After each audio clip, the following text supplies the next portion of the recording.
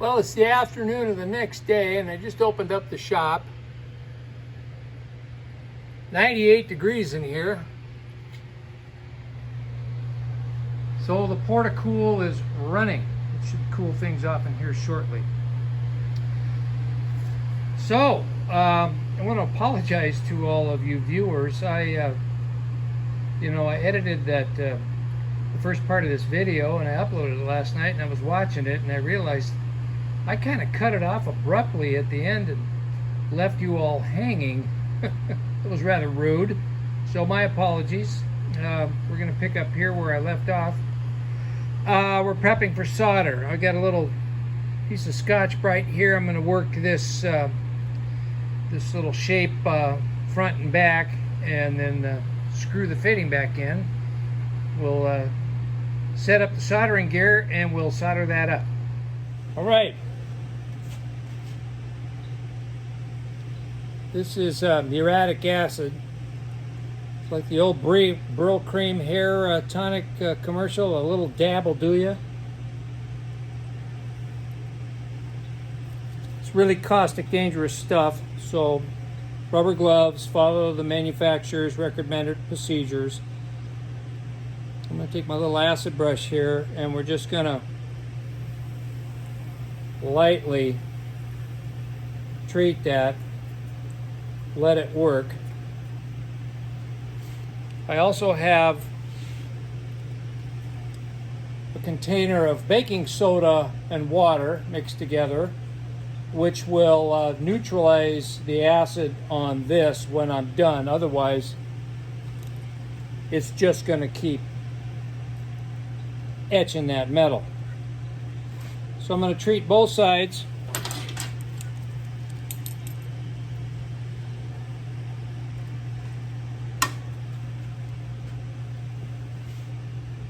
And we'll fire off the torch.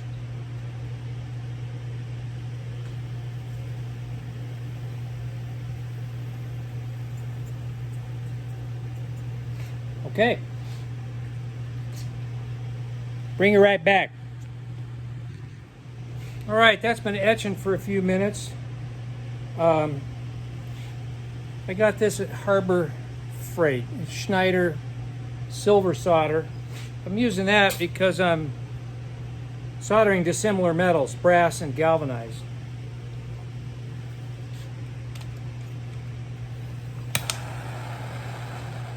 So this melts about 450 degrees. I'm going to heat this from the bottom side. Solder always flows towards the heat source. So I'm just going to heat it up all the way around on the bottom side, and then just carefully dab the solder in. Not quite hot enough yet.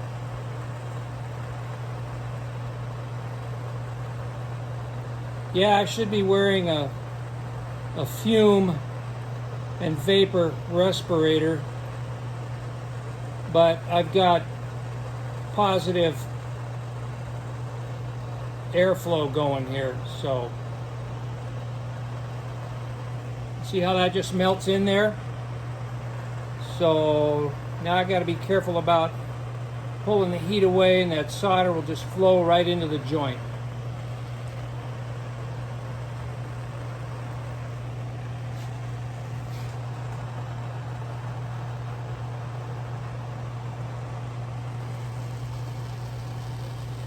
All right. I'll just keep going and bring you back.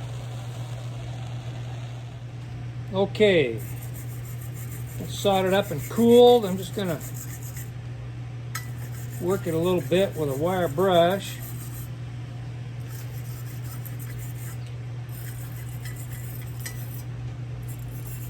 In prepping the joint, I probably should have really put a flap disc on a little die grinder and shine that up a little bit, because I did have some of the galvanized come loose and contaminate the joint. So I had to stop for a minute and clean it up with this wire brush. And but it turned out good.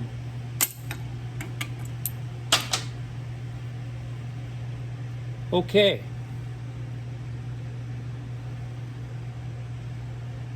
That's all soldered. And it flowed right through to the back side. Had a couple little bubbles, but she's soldered up. All right, let's see. Hang on a second. I'm gonna dunk this in the witch's brew here.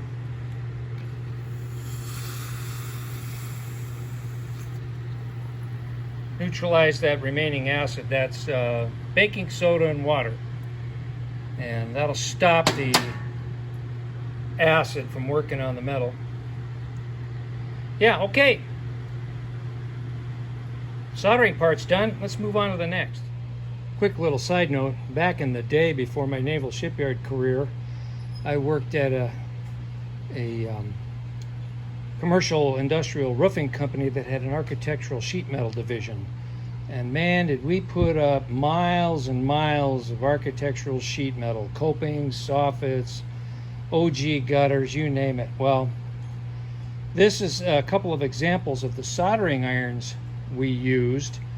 We had a propane powered pot, and you'd set your irons in that pot to preheat, and then once they got hot enough, you rubbed them on a bar of sal ammoniac, and then that end would get nice and shiny, and then you'd put a dab of 50-50 solder on there, 50% tin, 50% lead. That's primarily what we used.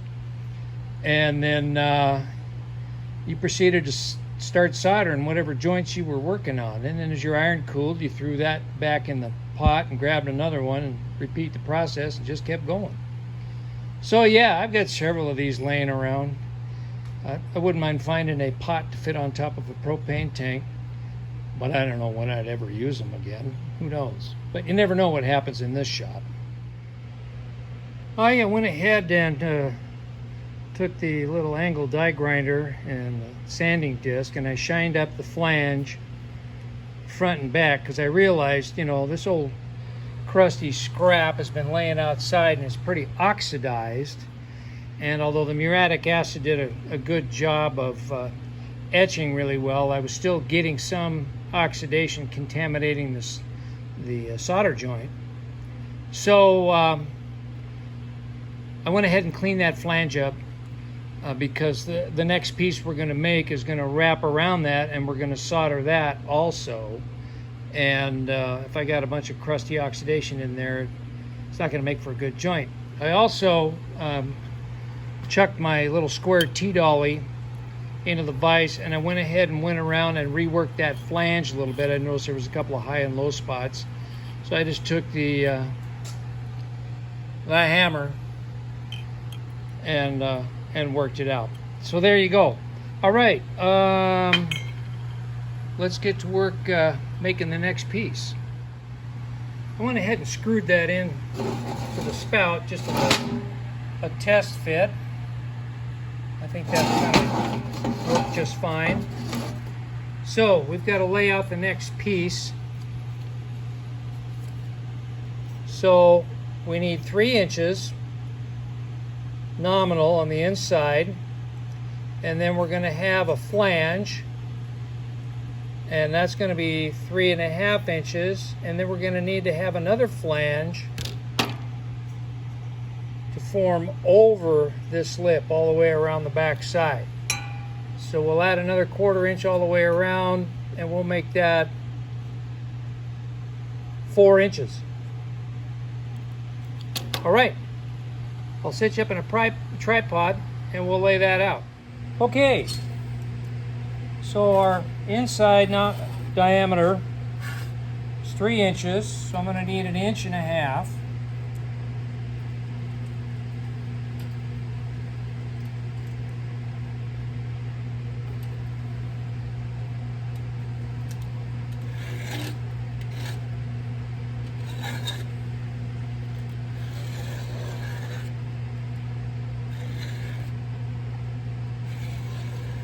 And then the outside diameter with the flange is 3.5. So half of that is 1 3/4 inches.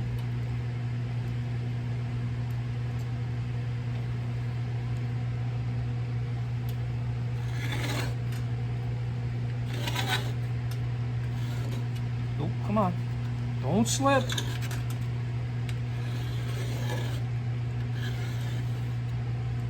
And then we're going to need another 1/4 inch all the way around for that flange to fold over the back side of this. So that's going to be 4 inches. Of course, half of that is 2.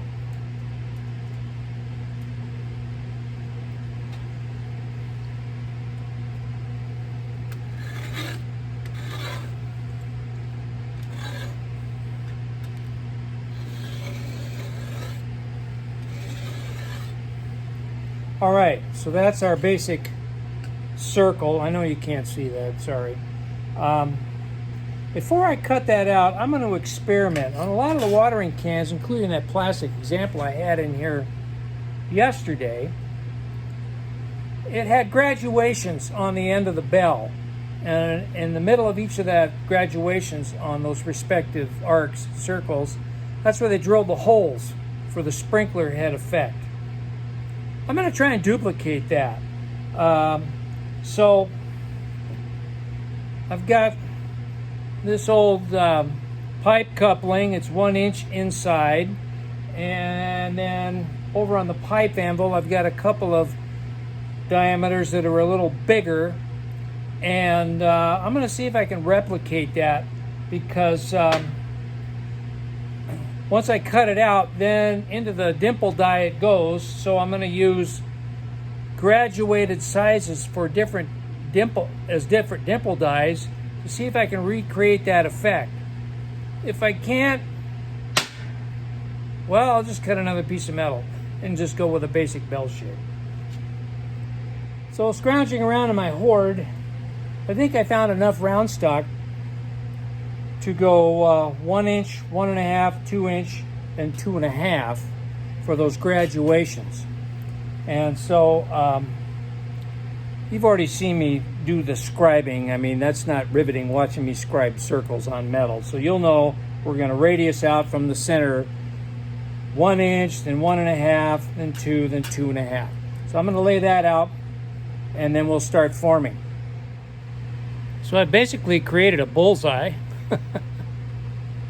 I don't know if this is going to work or not. Ideally, you'd have dies set up in a press, and to make those graduations. And I'm hand forming them with a hammer, and some pipes used as dimple dies. So I'm going to get the first one in the vise, and we'll give it a shot. And if it stinks, well, we'll just cut another piece of metal and make just a regular bell shape. So this time I didn't cut the shape out first, because since I'm doing so many of these graduations, I need a little more material to hang on to. So we'll just cut it out after the fact. And I'm also going to go with a ball peen rather than the plastic body hammer, because this is a 1 inch diameter right here. So I'm starting out small and then working my way out. So we'll see what happens. Like I say, if it turns out that it stinks, it stinks. I mean, it's just metal. I'm playing at this point, so we're going to have a little fun with this. So I'm just going to keep working this and bring you back.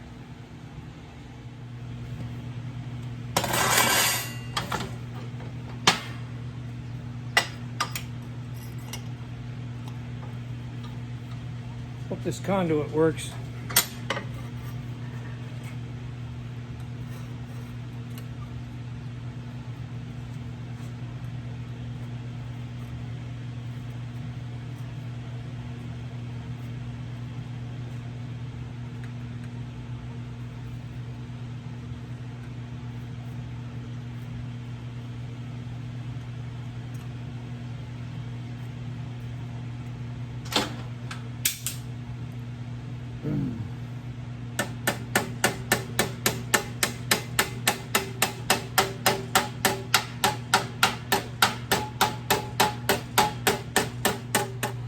Well, I had to change my plan a little bit. Instead of half-inch increments, I had to go 1-inch increments because the space was just too narrow for me to get that shaped properly. But as you can see,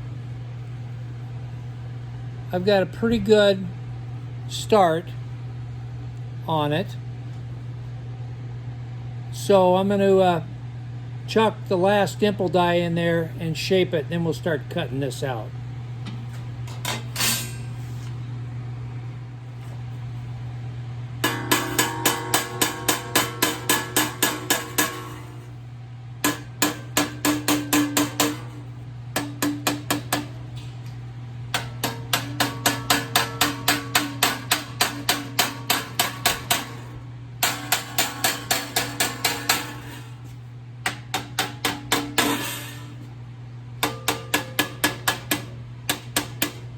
Increasing those graduations worked really well.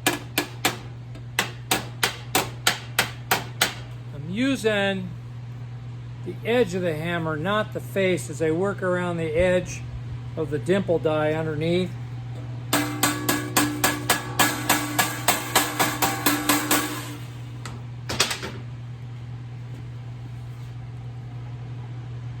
I think that's going to work. All right. I've stopped for a course correction. I got to looking at this back portion of the sprinkler head, and I realized looking at it, it's too flat. I mean, I've only got about a 1/4 inch recess, and when you take the sprinkler side, oops, sorry for the finger, and you set it on there, I mean, there's terrible camera work, apologize.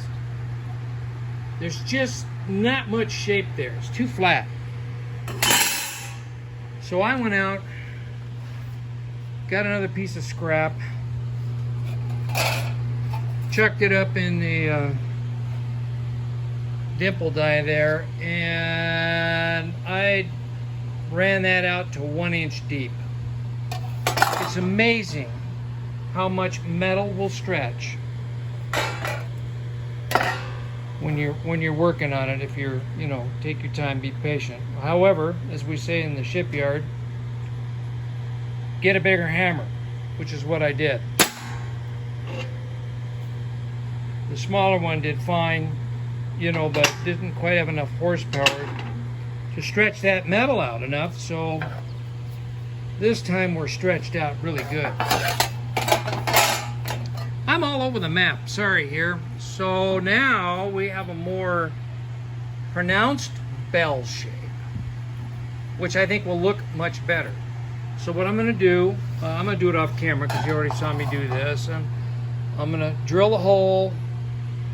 I'm going to unsweat this solder joint with the torch and pull the fitting out and set that little shape aside for something else someday. And get the brass fitting soldered into that piece, get it cut out, shine up the flanges, and then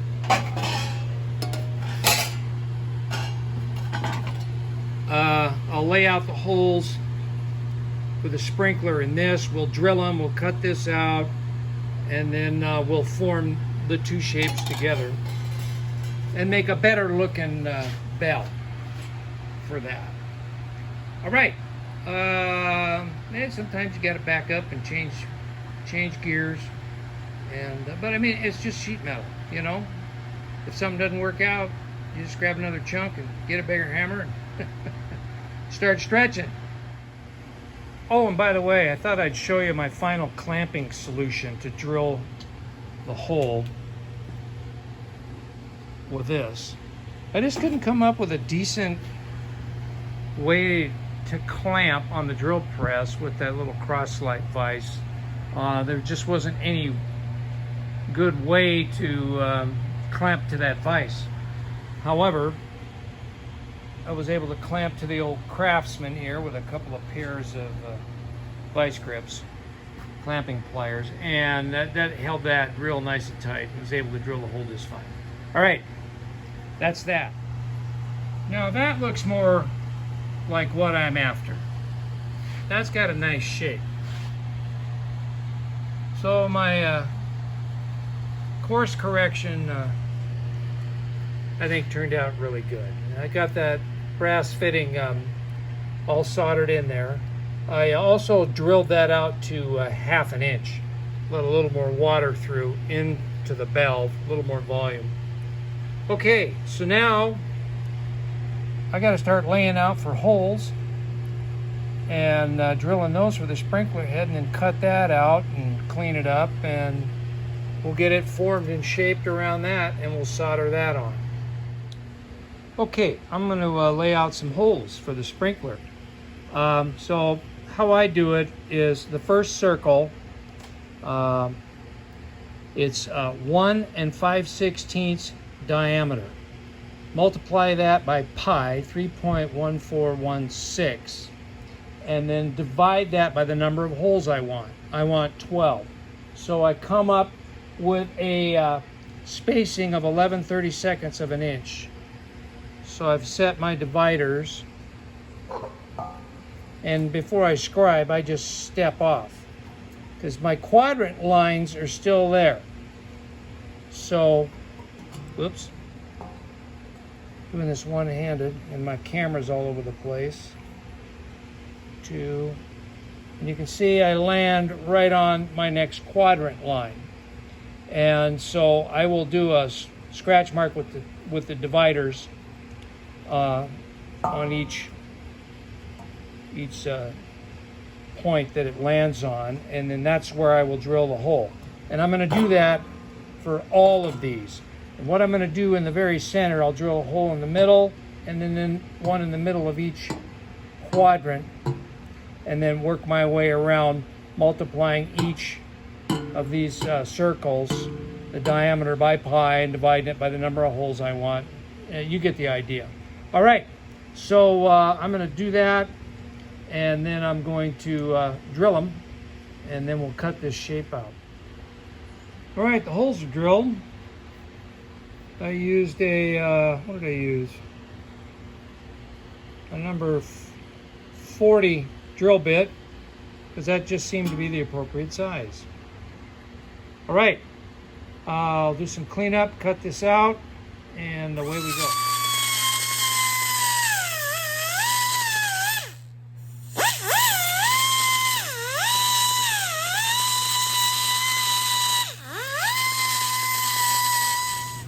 So before I took the die grinder sanding disc and cleaned this flange, I didn't want to lose my line, so I just took my awl and lightly center punched around the line, because what I'm going to do now is I'm going to take the pliers and start forming this flange up to a certain point, and then I've got another little homemade dolly that I'm going to finish it off on. And because what I'm going to do, I got to bend this up so it'll wrap around the flange of the other part of the bell. So let me take the pliers, bend that up, and I'll bring you back when I'm working it on the dolly. Okay, I've roughly started to form the flange with the pliers, and as I'm forming that, I'm going to periodically test fit it, on the bell here, just to make sure it's going to fit properly. And so now the idea is to form this over 180 degrees and cinch it to this flange here. So I'm going to move the tripod. I've got a little round dolly over here, and we're going to start working this. Well, actually, that round dolly I had was too big in diameter, so it wouldn't work with this. So I got the dimple die back in here. So I'm just going to start working this. And I'm using those dots that I center punched on there as a reference so I can see where I'm at. So I'm just going to keep forming this till I get it bent over close to 180 degrees, and then we'll get the other part of the bell fit on there, and we'll start putting the two together. Okay, I'm switching to the T-dolly now. So I need a little smaller hammer face, and I'm just going to keep working this over.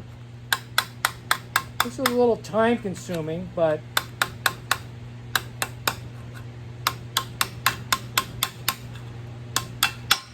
as you can see, we're starting to get that formed around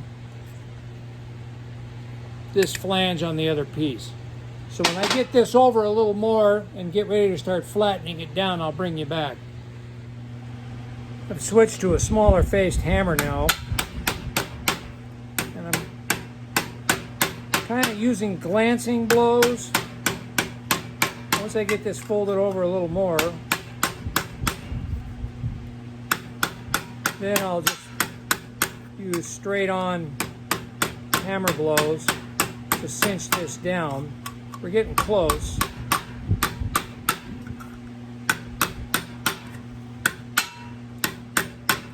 Someone asked, Matt, why don't you just go buy a new water can? This is just too cool to throw away. I don't like throwaway society ideals. I like saving stuff. I'm a child of survivors of the Great Depression and World War II. You didn't throw anything away. You figured out a way to fix it or use it for parts to fix something else. And you know, just a little scrap sheet metal and one store-bought fitting, and we'll have a usable water can again. So now what I have to make up my mind about is how pretty am I going to make this thing? Or am I just going to polish up the copper handles and call it good? I'm going to leave that up to Nancy, since she's going to be the primary user of this. I don't know if you can even hear a word I'm saying because I'm hammering.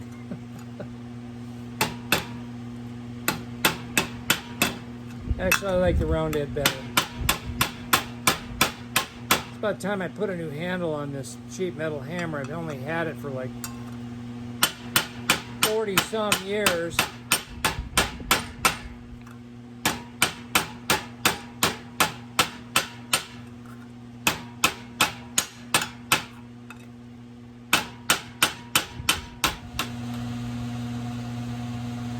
All right, a little muriatic acid.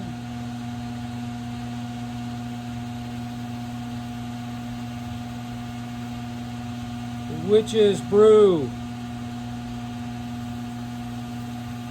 Got a little on my vice grips there, but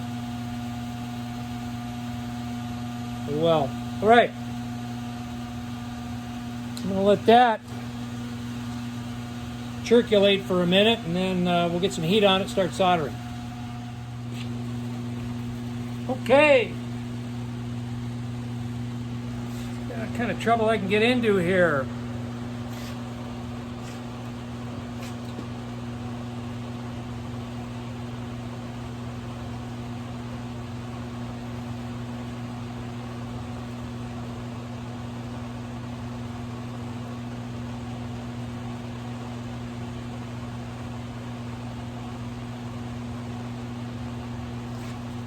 Kind of goobered that.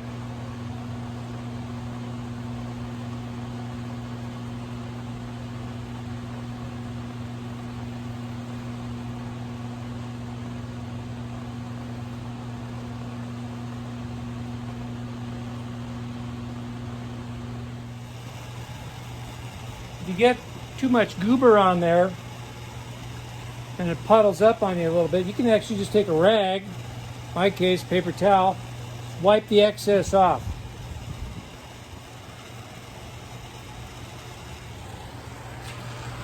One spot here gave me a little trouble.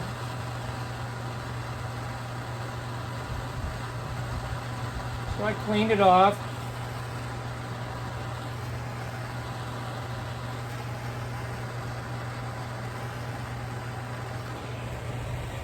Yeah.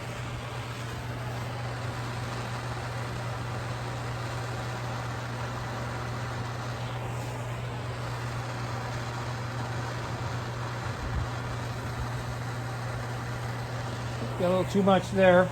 Again, just wipe it off. All right, I'll keep going. Okay, I'm happy with that. I still need to take a wire brush to it and doll it up a little bit, but I think we have a successful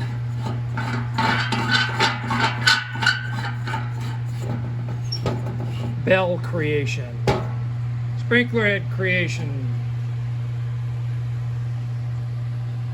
Yeah, that turned out pretty good. I'm happy with it. You guys can let me know in the comments what you think of it. Keep it nice though.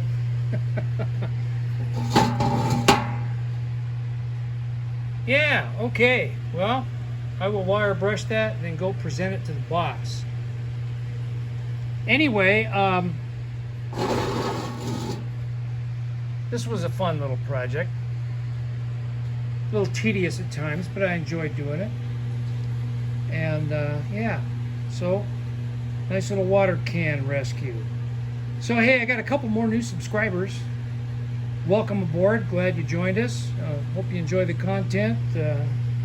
Feel free to join in the comments, and we like to banter around a lot of my regular viewers, and as always to my regular viewers, thanks for hanging around and on my forays and adventures into scrap and what we can use it for. And we can rescue anything using scrap.